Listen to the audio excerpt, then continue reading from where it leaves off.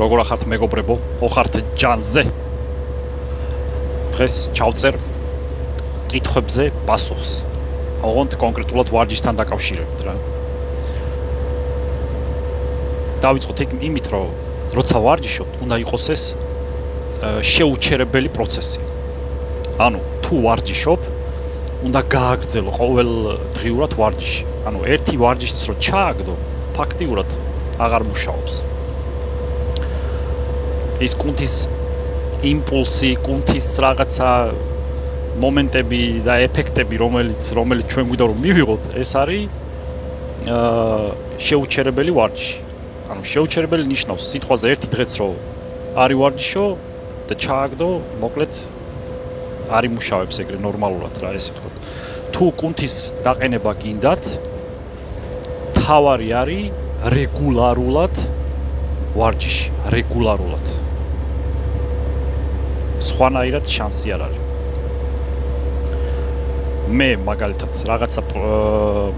რაღაცა კონდიციამდე მივედი, ეს კონდიცია მომეწონა და ამ კონდიციაზე ვარ, ანუ ვინ არჩუნებ ახლა ჩემს კონდიციას, ესე ვთქვათ, ჩემის სხეულის კონდიციას. ამაზე არც მეტი მინდა, არც ნაკლები. ნუ უფრო შეიძლება ნაკლები ვიდრე მეტი, იმიტომ რომ მეტი უკვე, მაგალითად მეტი დიდი ხელები რომ მქონდეს, ახლა 45 მაქვს ცივზე. აი ეს 44, 46 ეს დაახლოებით. მეტი დიდი უკვე რომ მქონდა 48-ს მქონდა. უკვე ხელები, ანუ მხრები მეღლებოდა. განამხრები მაქვს სუსტი რომ უბრალოდ არა, უბრალოდ ანუ რომ დადიხარ და დიდი ხელები გაქვს, ძალაუნებურად ძალა ადგება მხრებს. და ნუ მე აი ესე რეალურად რაღაცა კონდიციამდე მივედი, რომელიც ჩემთვის ოპტიმალურია ცხოვრებისეულად, ესე ვთქვათ რა. მაგრამ არარეგულარული ვარჯიშით, ანუ სიტყვაზე 6 თვე გადადეთ 6 თვე და დაიწყეთ ვარჯიში, ამ 6 თვის განმავლობაში არ უნდა გქონდეთ ჩაგდება ვარჯიშის. იმიტომ რომ აი ეს იმპულსი, რომელსაც ჩვენ კუნთს ვაძლევთ, რო გაიზარდოს. ანუ ფაქტიურად ჩვენ თავშია კონკრეტული ნერვული სისტემა, რომელიც გადასცემს კუნთებს, რომ მოკლედ აი ესე უნდა მოხდეს, რომ უნდა გაიზარდოს, ძალა ედება, ძალა ეძლევა უბრალოდ კუნთებს, რომელიც უნდა აიტანოს რაღაცა პერიოდის განმავლობაში და აი ეს პერიოდის განმავლობაში ჩაგდება არ უნდა გქონდეს, რომ გაიზარდოს კუნთი. ეს გლეხურად რო ავხსნათ ეს.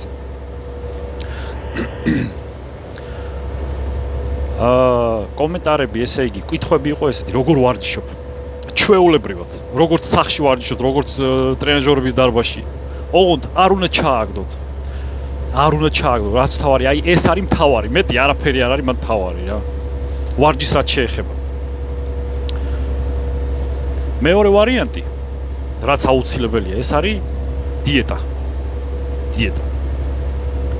გჭირდებათ ყველა ვარიანტში 1 გრამი ცილა მაინც 1 გრამ თქვენ წონაზე. თუ ხართ მაგალითად 80 კილო, 80 გრამი ცილა გჭირდებათ. ან ცილები როგორ მუშაობს? თქვენ მაგალითად გინდათ რომ მოიმატოთ კუნთის მასა. ხართ ახლა 80 კილო სიტყვაზე. და გინდათ რომ კუნთის მასა მოიმატოთ. ოღონდ ცხიმის მასა გაქვს დაბალი. ანუ აი დაახლოებით 15-18% გაქვს ცხიმის მასა რა, ესე ვთქვათ. თქვენ უნდა დაფიქრდეთ რა წონაზე გინდათ რომ ახვიდეთ. მაგალითად გინდათ რომ 85 გახდეთ. 85 კილო. ოღონდ სუფთა ესე ვთქვათ კუნთის მასა. თქვენ უნდა ჭამოთ 85-95 გრამი ცილა დღეში. ანუ ორგანიზმი ესე ვთქვათ ბევრ ცილას მაინც ვერ გადაამუშავს, არ გადაამუშავს, თუილად უნდა შეჭამოთ, ესე ვთქვათ, მაგრამ რა იცით? ანუ გააჩნია ადამიანს როგორ ხარჯავს ენერგიას, გააჩნია ადამიანს როგორ ცხოვრების რიტმით არის. ამიტომ ჯობია მეტი ცილა შეიჭამოს, ვიდრე ნაკლები. ესე იგი ბევრი ცდებია ჩატარებული ადამიანს, ჩვეულებრივ ადამიანს სასიცოცხლოდ თმებისთვის, ჩხილებისთვის, კანისთვის, ძვლებისთვის და ასე შემდეგ ჭირდება 0.8 გრამი ცილა. ეს არის დღიური ნორმა. 0.8 გრამი 1 კილოგრამ ადამიანის წონაზე, ანუ 0.8 1 გრამიც არა. მაგრამ ვინც ვარჯიშობს, იმათვის ეს ნაკლებია. 1 გრამი მაინც უნდა იყოს, ან გრამ ნახევარი ესე რა. ნუ 1 გრამი ყველაზე ცოტა რა. გრამ ნახევარი უკვე და კალორიასაც რაც შეეხება, აუცილებელია ბალანსირებული დიეტა. ბალანსირებული დიეტა ნიშნავს ცილები, ცხიმები, ნახშირწყლები. უნდა იყოს სამივე. ის რომ მაგალითად დაყოფილი იყოს საჭმელი სიტყვაზე ანუ ბევრი მითია მაგასთან დაკავშირებით რა, ესე ვთქვათ, ერთად არ შეიძლება სამივეს, არა შეიძლება. ანუ ჩვენი ორგანიზმი სულელი არ არის. საჭმელს ისე მიიღებს როგორცაც გაუშვებთ, ესე ვთქვათ, შეუშვებთ, ხო? ამას ახლა ხსნით ძალიან გლეხურად, რომ ყველამ გავიგოთ, როგორ მუშაობს ჩემთვის ეს ყველაფერი. ხო. დაახლოებით. უნდა გამოითვალოთ თქვენი დღიური ნორმა კალორიების. თქვენი დღიური ნორმა კალორიების რო გამოითვალოთ, უნდა დაფიქრდეთ დღის განმავლობაში რას აკეთებთ. თუ სიტყვაზე დადიხართ, თუ სიტყვაზე რაღაც სამუშაოს აკეთებთ, თუ სიტყვაზე ვარჯიშობთ, მაგ ყველაფერში ჭირდება დღიური ნორმა, დღიური კალორიების დათვლა. აუცილებელია. დღიური კალორიების დათვლა იმას კი არ ვიძახი, რომ რამდენი ჭამა, არა. ანუ უნდა იცოდე, რამდენი გჭირდება, რომ შენმა ორგანიზმმა მხოლოდ და მხოლოდ აი ეს კალორიები რომ მიცე და რომ იმუშაოს ორგანიზმმა უბრალოდ. აქ კუნთის გაზაზე არ ვიძახი უკვე. არავითარ შემთხვევაში ცილების მოკლება არ შეიძლება დიეტიდან, ცილები ყოველთვის უნდა იყოს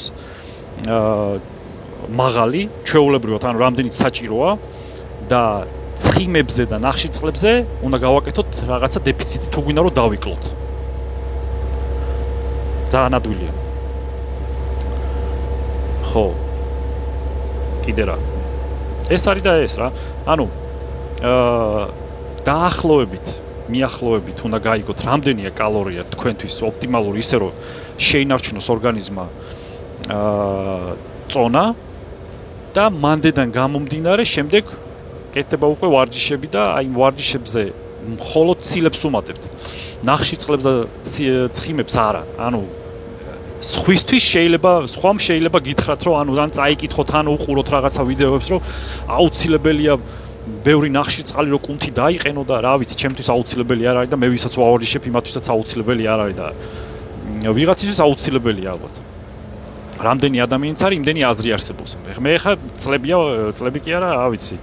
20 რაღაცა წელია რაც ვარჯიშობ და ძალიან ბევრს ვავარჯიშებდი, ეხლაც ვავარჯიშებ და ამიტომ ვიძახი, რომ მე ამ რაღაცაში ძალიან გამოცდილი ვარ, ესე ვთქვა. და ვიცი ეს ბევრი რაღაცები ვიცი ამასთან დაკავშირებით. ხო. ეს არის და ეს რა. ანუ თავარია რეგულარული შეუჩერებელი ვარჯიში. არ უნდა გამოტოვოთ ვარჯიში და არა აქვს მნიშვნელობა როგორი ვარჯიშებთ იქ მძიმე წონებზე, მე მაგალითად ვარჯიშობ მსუბუქ წონებზე. ანუ მძიმე წონებს არ ვაკეთებ. მაგალითად რა სიტყვაზე წოლჟიმებს ვაკეთებ. ჩვეულებრივად, ანუ მე შტანგები და იმებით არ ვარჯიშობ. მე მანქანაში ვარჯიშობ. ვაკეთებ წოლჟიმებს. ხო, წოლჟიმები ქვია, აჟიმანიებს. მაგალითად ბიცეპსზე ვაკეთებ ჩვეულებრივ გირს ან რეზინით ვაკეთებ ბიცეპსზე ჩვეულებრივად. ოღონდ გამეორებებს, როგორც მკერდზე, ზურგზე, მხრებზე, ხელებზე ვაკეთებ, ან ფეხებზეც. აუცილებელია ფეხები ავარჯიშო, ამასაც ვიტყვი ბოლოში. ვაკეთებ 25-დან 35 გამეორებას. ამ შუალედში შეიძლება 25 გავაკეთო, შეიძლება 35. ეგ როგორ ხასიათზე ვიქნებ. ხო. და მანდან გამომდინარე უკვე წონებსაც ესე ვთქვათ ვარეგულირებ რა. სიტყვაზე გუშინ გავაკეთე მე ხელზე ან რომელიმე კუთხე არ აქვს მნიშვნელობა. 15 კილოთი გავაკეთე 35 ჯერ და ხვალ რო უკვე მექნება ვარჯიში, ანუ გუშინ გავაკეთე, ხვალ გავაკეთე. რომ მექნება კიდე ბიცეპსზე ვარჯიში და თუ გავაკეთე 36, შემდეგ უკვე ვუმატებ წონას. ანუ 35-ს არ ვაცილებ. ჩემ შემთხვევაში მე აღარ მჭირდება გაზ და ამიტომ მე რომ მინდოდა გაზდა სიტყვაზე, აი ესე ვაკეთებდი და იმ ხალხსაც, ვისაც ვავარჯიშებ დღესდღეობით, იმ ხალხსაც აი ესე ვავარჯიშებ ამ სისტემით. რატო არის ეს, ანუ ცოტა გამეორებ, ბევრი გამეორებები ორგანიზმის კარგი, ეს არის არ გაქვთ პრობლემა, ესე იგი, ტრამვებთან დაკავშირებული, არანაირი. უფრო კარგი ფამფი აქვს კუნთს, უფრო კარგად იზრდება კუნთი, უფრო კარგად ყალიბდება კუნთი, უფრო კარგად იკვეთება კუნთი. ხდება ანაერობული ვარჯიში, ნახევარი ანაერობული, ნახევარი აერობული, ანაერობული ნიშნავს, რომ კუნთში მყოფი ჟანგბადი ენერგიად იქცევა, ესე ძალიან ზედაპირულად რო ვთქვათ და აერობული ვარჯიში არის მთლიანად ორგანიზმი როცა ვარჯიშობს, ანაერობულია როცა მძიმეს ვწევთ და იმ კუნთში მყოფი ATF-ი, იმ კუნთში მყოფი ენერგია იწვება კონკრეტულად.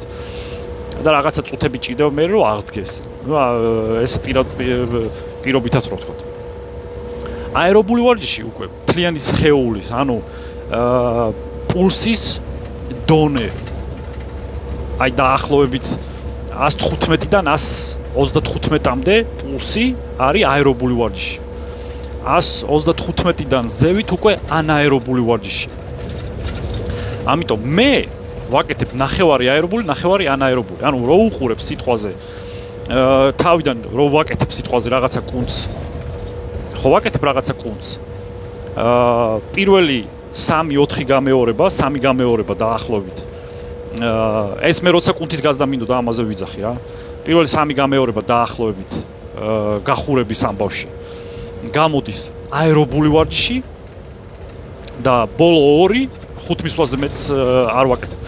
ბოლო 2 ანაერობული. ანაერობული რატოა? იმიტომ რომ ვაკეთებ კუნთს ბოლომდე, ანუ სანამ უკვე ვეღარ ვწევ და მე კიდე 3-4 ჯერ ხელით ვეხმარები სიტყვაზე რომ ესე იგი ავწიო რამენაირად და ვკლავ კუნთს, ანუ ერთ გაკეთებაზე ვკლავ კუნთს. ანუ დაახლოებით გახურებიანად რო ვთქვათ, გახურება რომ მოვაკლოთ, ეს 3 გამეორება რომ მოვაკლოთ.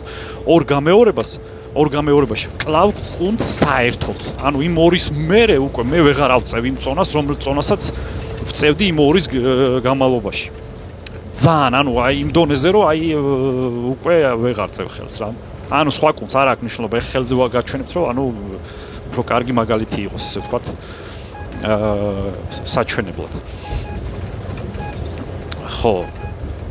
მაგრამ ყველაფერი აქ დამოკიდებულია მაინც დიეტაზე. როგორ ჭამთ? აუცილებელია, რომ ორგანიზმმა მიიღოს ყველა ვარიანტში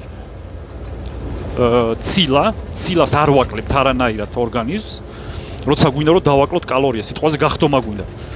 ცილას არ ვაკლებთ არანაირად. ანუ ცილა რჩება ფაქტიურად იმდენი, რამდენი კილოც გვინდა რომ ვიყოთ. სიტყვაზე მეტრა 80 ვარ მე და მინდა ვიყო 73 კილო. მეტრა 80 ვარ და მინდა რომ 73 კილო ვიყო.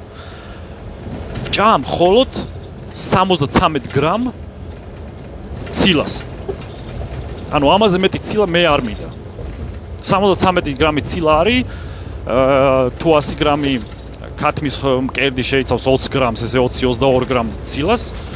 350 გრამი ქათმის 350 არა. ხო, 350 გრამი ქათმის ხორცი, ხო, დაახლოებით ესე რა. ეხლა მარტო ქათმის ხორცი ხო არა ჭამ მთელი და. მაგრამ გახდომის პერიოდში შეგიძლიათ რომ ჭამოთ მარტო ქათმის ხორცი. აი შეწვათ, მოხარშოთ რაღაცა სუნელები, სვანური მარილი, აი. ხო და აუცილებელია მინერალების მიღება, აუცილებელია მინერალები, იმიტომ რომ როცა ვიკლებთ მაგ შემთხვევაში ორგანიზმმა გამოდის ეს მინერალები და იცლება ორგანიზმი ელექტროლიტებით. ელექტროლიტები არის ჩვენ ნერვული სისტემის, კუნთის სისტემის შეკუმშვა-გაკუმშვის და ასე შემდეგ. ყველაფერში ეხმარება ელექტროლიტები, მინერალები. ყველაფერს ერთმანეთში ურევ ეხლა, მაგრამ ადვილი გასაგებია, ვისაც ცოტა მაინც ესმის ეს სიტუაცია. ჩემთვის როგორ მუშაობს ეს ყველაფერი ამას ვსე. ცუდი გზაა, ბოდიშთ. ხო. მოკლედ, ესე იგი, კუნთის მასის თემაში ვილაპარაკე როგორც უნდა გააკეთოთ, ანუ მე როგორ ვაკეთებ, ესე ვთქვათ, მთავარია რეგულარული, მთავარია ცილა არ მოვაკლოთ და მთავარია, ხო, დანამატები. დანამატები აუცილებელია, როცა ვარჯიშობთ, კრეატინის მიღება. ანუ დანამატის გარეშე კუნთის გაზდა არის თითქმის შეუძლებელი რა. იმიტომ რომ ცხოვრებისეულად ჩვენ კრეატინი უნდა ვჭამოთ, ცხოვრებისეულად ესე არ გამოგვიმუშავდება, ესე ვთქვათ, ჩვენ რა. და უნდა ვჭამოთ ძალიან დიდი რაოდენობით ხორცი. დიდი რაოდენობით. ეს არის კილოგრამები დღეში, რომ კრეატინი 5 გრამი კრეატინი მივიღოთ დღეში. ამ დროს იყიდება ფხვნილი, რომელიც სპეციალურად შექმნეს რაღაცა პერიოდის წინ იმ ხალხისთვის, რომლებიც იყვნენ ავად დემენციით თუ რაღაცა. ესეთი რაღაცა წავიკითხე, შეიძლება ვცდები, მაგრამ ეხლაც კი ამერიკაში არის ესეთი პრაქტიკა, რომ ესე იგი მოხუცებს, ბავშვებს, იქ აწერია 18 წლამდე ბავშვებისთვის არ შეიძლება, მაგრამ მოხუცებსაც და ბავშვებსაც აძლევენ ამ კრეატინს. და არის სრულიად უსაფრთხო, ჯერ არ გამოჩენილა ადამიანი, რომელსაც სერიოზული პრობლემა შექმნია კრეატინის მიღებით. კრეატინი არის დანამატები, რომელიც არის, რა თქმა უნდა, ხელოვნურად შექმნილი. ანუ იქ არავინ არ გააკეთებს, ესე ვთქვათ, არავინ არ გადაამუშავებს ხორცს, რომ კრეატინი ამოიღოს იქიდან რა. ეს არის სინთეთიკურად შექმნილი, მაგრამ არის ბუნებრივი დანამატი. ანუ ეს ჩვენებურად რო ავხსნათ, საჭმელში არის ბევრი კრეატინი, ოღონდ უნდა ჭამოთ ძალიან ბევრი ეს საჭმელი რა. და ეს კრეატინიც შეიწოვება თუ არა, ეგაც საკითხავია. ბევრი კრეატინი ვთქვი, ცოტა კრეატინია უბრალოდ რა, მოკლედ ხორჩია რა. და მით უმეტეს ღორის ხორჩი, მე მგონი ძალიან ყველაზე მეტი რაოდენობის, როგორც მე ვიცი რა, შეიძლება ვცდები. მოკლედ, აუცილებელია კრეატინის მიღება. ეხლა თუ მივწვდი აქ-ამაკ და განახებთ. ოი. მოდი ბიჭოაკ.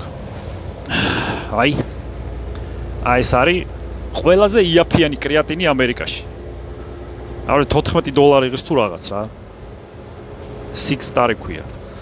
მუშაობს ჩვეულებრივად, ანუ რაღაცა ხარისხებში, ეხა რაღაცა თურქული ნუ იქნება და რაღაცა ჩინური ნუ იქნება და ხარისხებს არა, კრეატინი რახან არის, კრეატინია რა. რაღაცა ეხა უხარისხო მართლა უნდა ეტყობოდეს კიდეც რომ უხარისხოა და ეხა რაღაც კაპიკებში 3 და 4 ლარში ნუ იყიდი და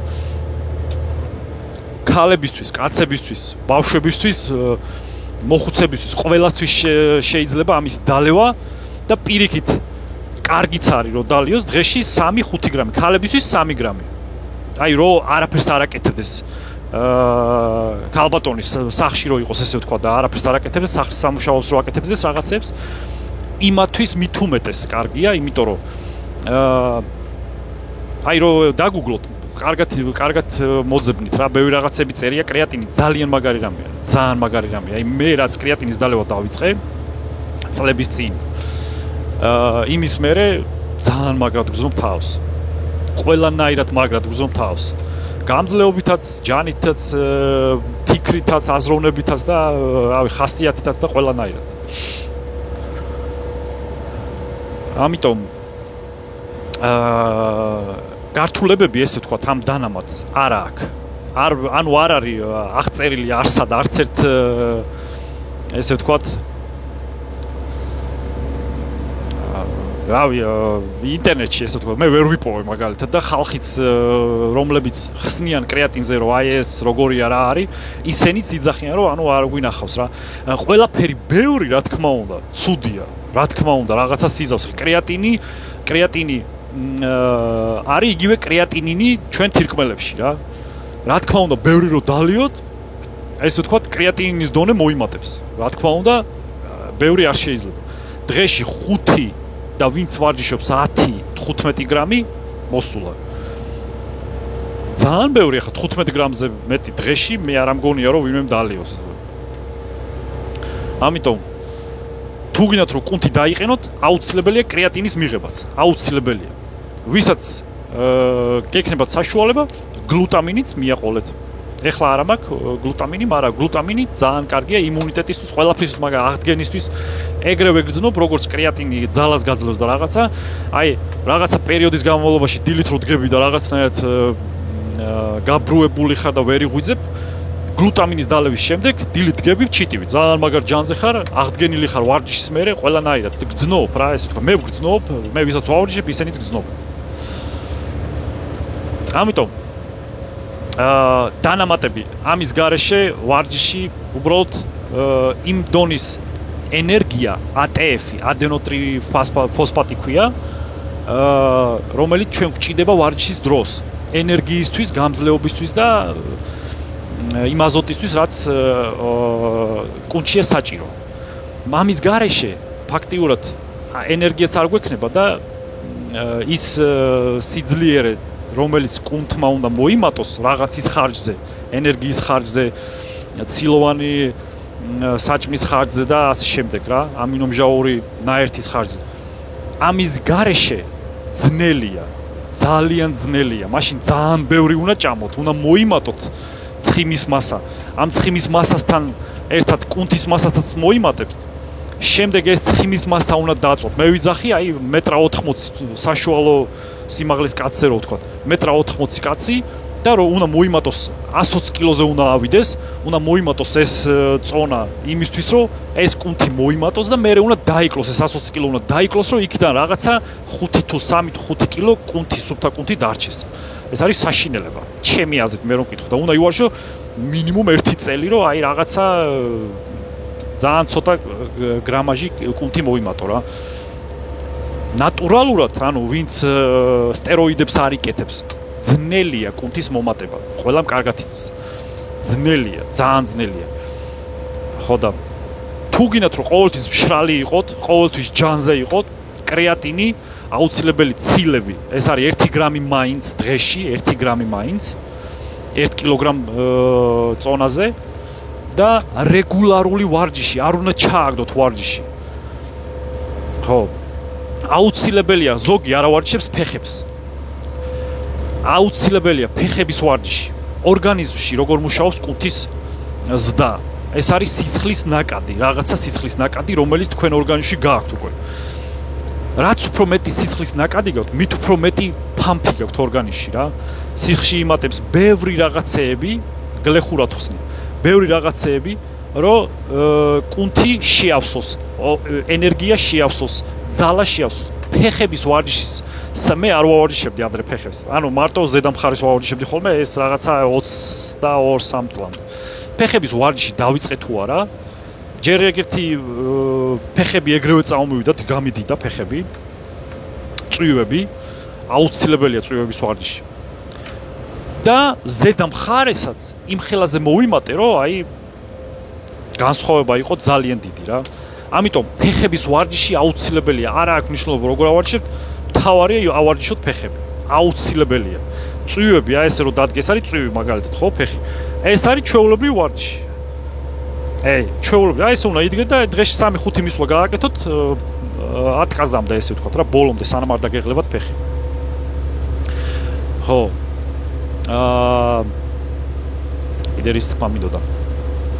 ფეხის ვარჯიში აუცილებელია მოკლედ ამის თქმა მინდა რა. ფეხის ვარჯიში, ვინც ფეხს არ ავარჯიშებთ, ჩათვალეთ რომ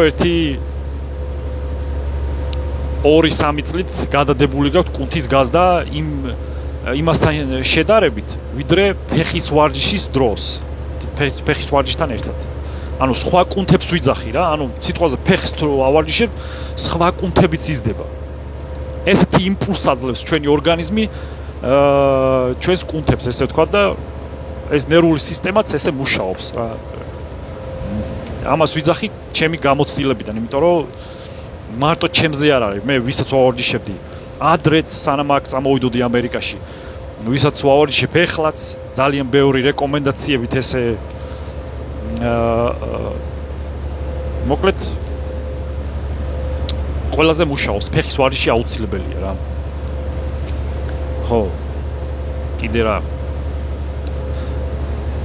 გამახსენდება მე მგონი მორჩა რა, მე მგონი ეს არის და ეს ვარჯიში ჩვეულებრივად შეგიძლიათ ივარჯიშოთ. არა აქვს მნიშვნელობა როგორი ვარჯიშებთ რა. თავარია რეგულარული ვარჯიში. მაგალითად, ვიღაცა ვარჯიშობს დარბაში. თუ დარბაში ვერ მიდიხარ, იმ დღეს რა ვარჯიშიც გექნება, გააკეთე სახში. მაგალითად, კედის ვარჯიში გაქვს, აჟიმანიები გააკეთე. მაგალითად, ზურგის ვარჯიში გაქვს, გააკეთე ტურნიკი, ან ამოწევები გააკეთე, ან რაღაც დაიჭირე ხელში და იმპულსი მაინც მიეცი კუნთს, რომ კუნთმა ჩათვალოს, რომ შენ რეგულარულ სიტუაციაში ხარ ენერგიის დახარჯვის. რეგულარულ სიტუაციაში. ხო. რა ვიცი, თუ ვინმეს გინდათ გახტომასთან დაკავშირებითაც შემიძლია ვიდეო ჩავწერო და კომენტარებში გელოდებით, რა ვიცი. ვისაც რამე კითხვა გექნებათ, კომენტარებში დავტოვებ ჩემ Instagram-ს. მომწერეთ, არ დაიზაროთ, ყველას დაგეხმარებით. უფასოდ. ეხლა მოდაშია ფულით გაკეთება იმის, რა ქვია. ფულით დახმარება, ესე ვთქვათ რა. უფასოდ, მეგობრებო, ეს დიდად უნდა დავაძამ. უფასოდ. და რავი რა, მოკლედ ეს არის და ეს.